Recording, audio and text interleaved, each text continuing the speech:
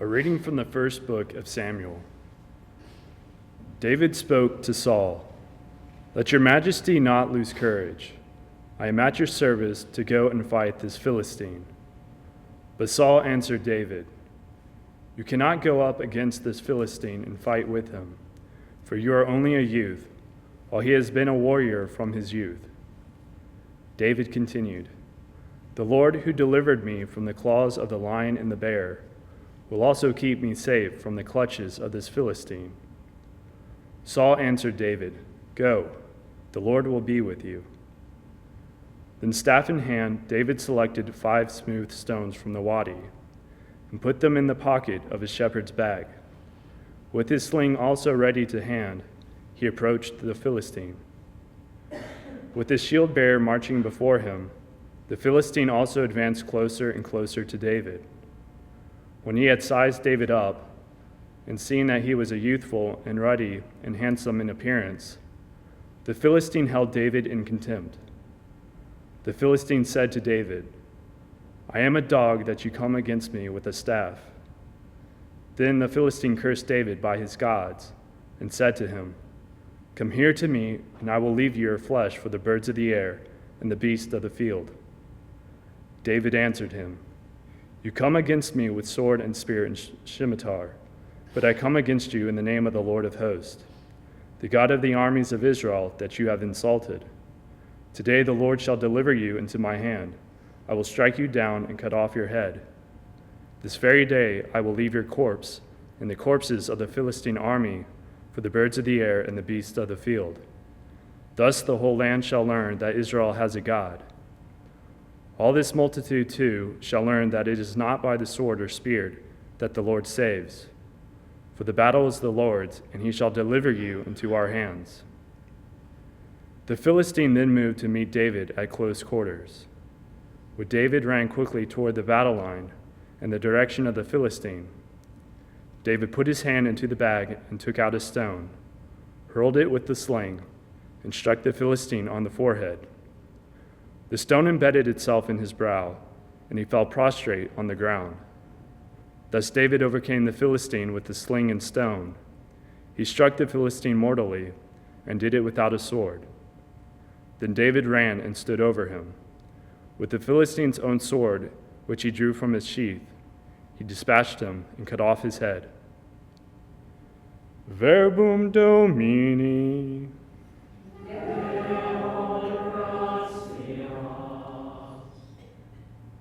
Blessed be the Lord, my rock.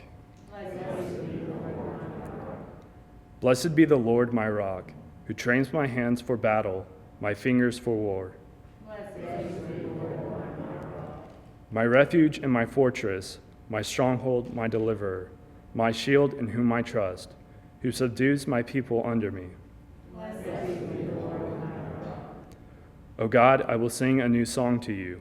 With a 10-string lyre I will chant your praise. You who give victory to kings and deliver David, your servant, from the evil sword.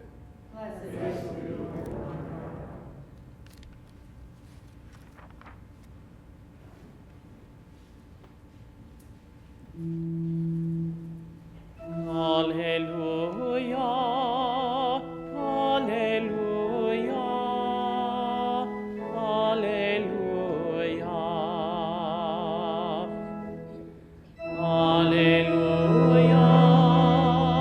alleluia.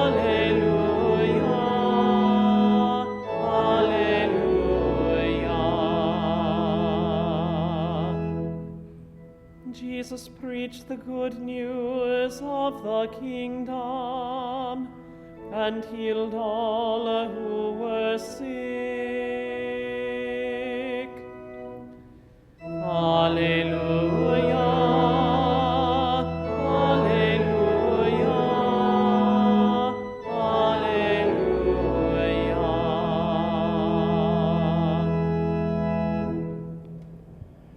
Dominus vobiscum.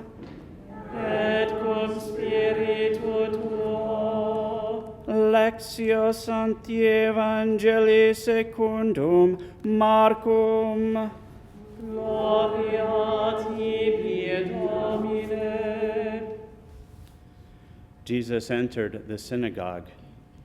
There was a man there who had a withered hand. They watched Jesus closely to see if he would cure him on the Sabbath so that they might accuse him. He said to the man with the withered hand, "Come up here before us." Then he said to the Pharisees, "Is it lawful to do good on the Sabbath rather than to do evil? To save life rather than to destroy it?" But they remained silent, looking around at them with anger and grieved at their hardness of heart. Jesus said to the man, "Stretch out your hand." He stretched it out, and his hand was restored. The Pharisees went out and immediately took counsel with the Herodians against him to put him to death. Verbum Domini. Laude tibi, Christe.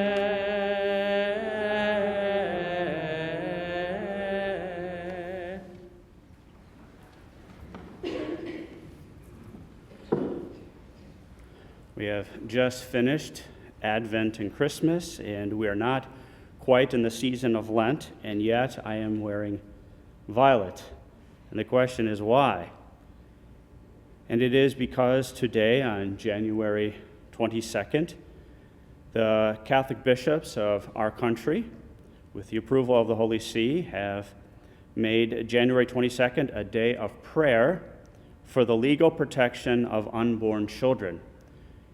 And so, in all of the dioceses in the United States, January 22nd shall be observed as a particular day of prayer for the full restoration of the legal guarantee to the right to life and penance for violations to the dignity of the human person committed through acts of abortion. So today, all of us are called to pray for the legal right to life for all human beings, including those who have not yet been born, and to do penance for all of the crimes that have taken place against human life, and especially for the unborn. Now, we'll just get right to the point. Today, as we pray for an end to abortion in our country, let's just focus on and name things and call things what they are. We often hear people using different language to make things that are really horrific crimes into something that doesn't sound so bad. And so let us name them for what they really are. And let us just state that from the time that a woman's ovum is fertilized, a life is begun, a human life, which is neither that of the father nor of the mother. It is rather the life of a new human being with his own growth. And so this is one of the things that many of those who are in favor of abortion fail to see, is that we have a new life here when that ovum is fertilized. It's no longer the father, it's no longer a mother, it's a third person. And as a third person, this new human life is sacred and inviolable at every moment of existence, including the initial phase which proceeds from birth. All human beings from their mother's wombs belong to God. This child doesn't necessarily belong to its mother. It does. We say, "This is my child," if you're the mother speaking about your child. This is my child. But yet, this child is primarily God's child.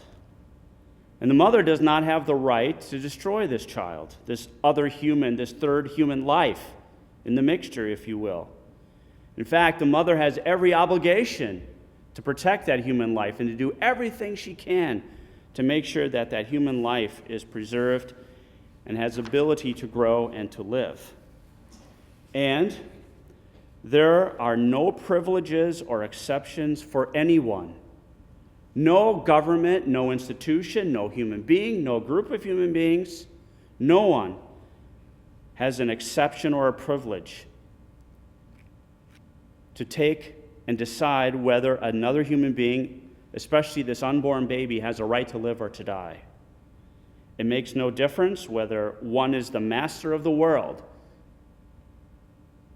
or the poorest of the poor on the face of the earth.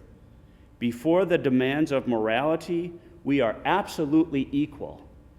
All of us. No one is below and no one is above. That's what it is. We have to call things what they are. The human being is to be respected and treated as a person from the moment of conception. And therefore, from that same moment, his rights as a person must be recognized. And this is where we're missing it. We fail to acknowledge the rights of that human being inside the mother's womb or in a petri dish, as horrific as it sounds. We're failing to see the rights of that human being. And that human being, even if that human being is just an embryo, we can't even see it with the naked eye. That embryo is a human being, is a person, and that person has rights, and it has the right to life. And that right to life trumps all of the other rights that everybody else has to destroy it because they don't want it for whatever reason.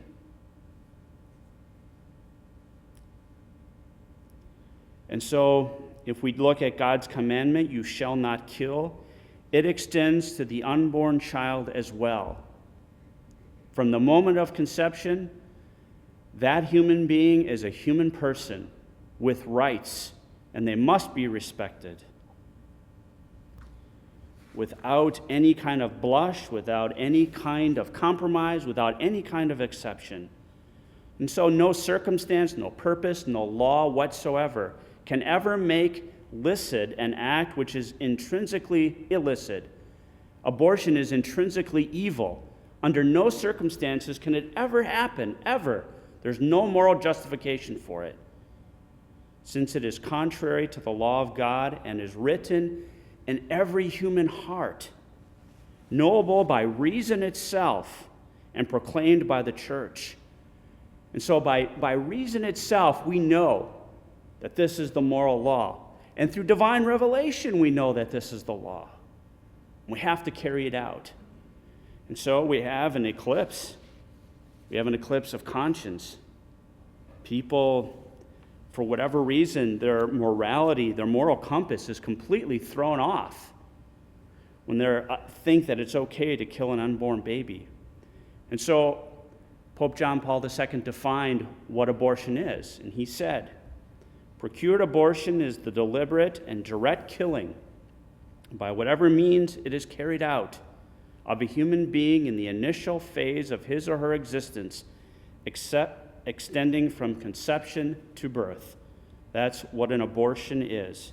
It is an act of murder. That's what it is. No matter what the press, no matter what institutions call it, it is murder. There's no other way to get around it.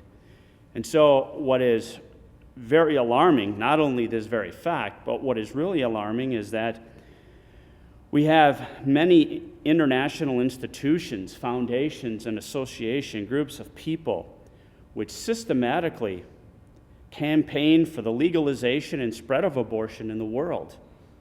And they're backed by the state government, who gives them billions of dollars to carry out the systematic putting in place of the structures of sin and of evil, and to force other countries and other lands to force them to kill their unborn children. It's horrific. It's a sin that cries out to heaven for vengeance. And these are structures of sin which oppose human life that is not yet born. And so, my brothers and sisters, this is the reality which we face. And this reality is not only a natural battle, this is a supernatural battle. We have the forces, unseen and seen, of evil against the forces, seen and unseen, of good and of light. Darkness against light. This is a supernatural battle, and we should never forget that it is this. And it just so happens, only in God's providence could this happen, that today the readings for the weekday have been perfectly chosen to highlight this supernatural battle. In a way, when we look at the pro-life movement, which has made a lot of progress in recent years, thanks be to God. But when you look at this, you look at these international institutions with all of this power and money and just this deep-seated roots of evil and sin. It appears that this is a Goliath against a David, against the pro-life movement. At times it can seem that way, and especially for those who are on the front line. I know people who have been on the front line since the beginning, day in, day out, sacrificing, praying, out there in the cold weather, trying to help save babies. And after a while, it can just get to be like, is this ever going to end? And the answer is, yes, it is going to end. At some point, this cannot go on. It's going to end. And you and I, we must remain in the battle. And so today, in the first reading, we have David up against Goliath. Now remember, Goliath is 6'6", big, husky, burly man. He's a seasoned warrior. He's carrying around big armaments. And if you actually do the translations of how much his battle armaments weigh, we're talking about big pieces of equipment that most of us couldn't carry around, let alone go into battle with these things. And here comes little ruddy-faced David, right? He's going to take on the big warrior. And this is after Saul's seasoned warriors looked at this man and were afraid. The scriptures say they were afraid. They ran. They didn't want to take on the big Goliath. And here comes David. And he says, don't worry, your majesty. Don't fear. I'm here. And I will take on this big guy, this big brute. And everybody's like, how can you possibly do this? You're going to get crushed. And David says, no, God is on my side. And when I go against Goliath, he's going to go down. And it happened. And remember, Saul even wanted him to put all of this gear on, this armament, this battle stuff, and carry all these weapons. And David could barely move, let alone fight. He says, I can't do anything with this stuff, and he takes it off. And he's going out there. What does he have? A slingshot? And 5 smooth stones from the river. And he's going to go up against this big guy. And everybody thought, oh boy, it's just going to be a matter of like 15 seconds, this guy's going to have his head cut off. That's what everybody thought. And here he goes out. Now, if we make the analogy of what happened here to what's happening now as the pro-life movement is trying to peacefully protest and bring about the protection of all human life, including the unborn, we have kind of a comparison here. Now remember what happened. The Philistine sees this guy and says, this is an insult. You're going to send this little guy out here to defend me? This is an insult. And so what does he do? He curses David to his gods, little g gods. He curses David. Now, it wasn't some years ago, I was able to actually see something like this happen. I saw the face of the supernatural warfare that was going on, and I saw the face of this on the people on the sidelines of the streets in San Francisco. We never showed the videotapes, but I watched the raw footage of the first couple of pro-life walks out in San Francisco on the West Coast. And they had footage of the anti-protests going on the sidelines, on the streets. And so you have these families with little kids who are walking, marching down the street. I don't know if it's Market Street or whatever street is there in San Francisco. They're peacefully praying the rosary, families with little kids. And then you see on the sidelines, you see what looks like Halloween, what looks like a Hollywood horror movie going on in the sidelines. And I couldn't believe what I saw. I was watching and I saw satanic rituals going on the street. I saw perverted acts going on in the street. And I saw the violence and the hatred in the eyes.